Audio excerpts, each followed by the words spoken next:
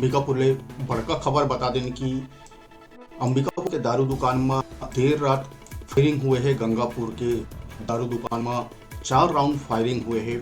बता दें कि मामला में एक युवक ला पुलिस गिरफ्तार कर लिए है। मामला में यादव नाम के युवक ला पुलिस गिरफ्तार कर लिए है।